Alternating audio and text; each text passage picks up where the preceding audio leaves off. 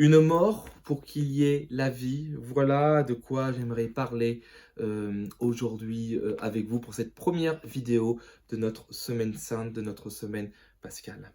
Dans l'évangile de Jean au chapitre 12, du verset 23 à 32, on trouve notamment ce verset 24 qui nous dit « en vérité, je vous le dis, si le grain de blé ne tombe en terre et ne meurt, il reste seul, mais s'il meurt, il porte beaucoup de fruits. » L'agriculture était quelque chose de très connu à l'époque, je dirais même de vital, à tel point que Jésus, dans de nombreux enseignements, va reprendre cette image, notamment en Matthieu 13, 23, où il dira notamment qu'un grain avec lui emporte 30, en engendre 60 et même jusqu'à 100, alors que l'agriculture traditionnelle de l'époque, quand on en avait 8, c'était pas mal, 12, voire 18 dans les meilleures années. Aujourd'hui encore, hein, les rendements de 1 pour 30 ou 1 pour 60 ou 100 dans l'agriculture conventionnelle laissent bon nombre d'agriculteurs rêveurs. Effectivement, la mort de Jésus-Christ allait porter un fruit inégalé, merveilleux. Oui, Jésus, entrant dans ce monde, savait très bien qu'il allait donner sa vie pour nous, qu'il venait nous sauver, qu'il avait cette connaissance et que cette vie en abondance, ce salut, devait forcément passer par sa mort. Effectivement, nous nous souvenons du jour où nous avons demandé à Jésus de venir dans nos vies, où il s'est révélé complètement à nous.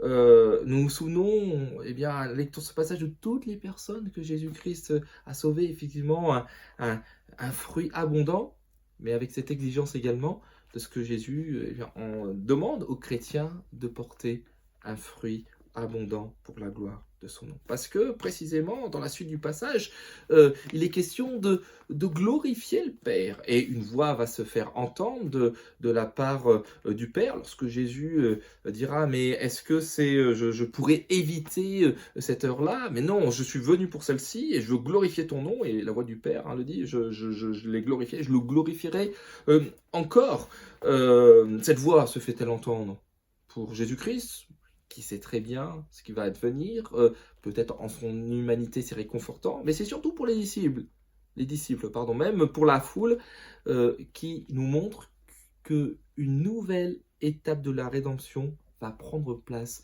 d'une manière imminente.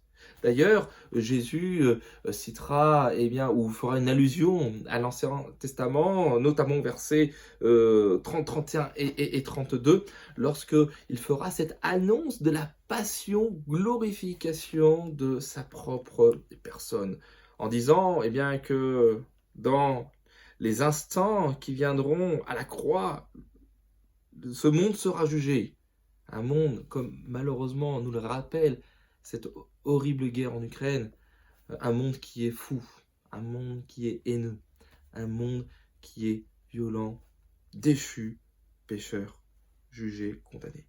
Le prince de ce monde, également dominateur, sera jugé, coupable, expulsé. Il a perdu pour toujours.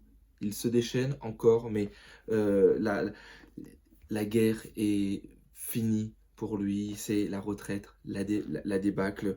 Et cette défaite au moment de la parousie du retour de Jésus-Christ se verra comme le nez au milieu de la figure. Enfin, et c'est au verset 32 notamment, où il nous est dit que quand le Fils aura été élevé de la terre, il attirerait tous les hommes à lui. Alors, allusion pour montrer de quelle manière Jésus-Christ allait sauver l'humanité, hein, élevée à la croix du calvaire. Allusion également à Isaïe 53, verset 12, où il nous est dit, ou prophétisé, que le serviteur souffrant, lorsqu'il aura accompli sa mission, sera élevé bien haut. Oui, une mort pour qu'il y ait la vie. Jésus-Christ est mort pour que nous ayons la vie en abondance et que cette humanité ait la vie en abondance telle, est le souvenir de ce premier jour dans cette semaine pascale. Que Dieu vous bénisse abondamment, très chers amis et frères et sœurs. Je vous dis à bientôt.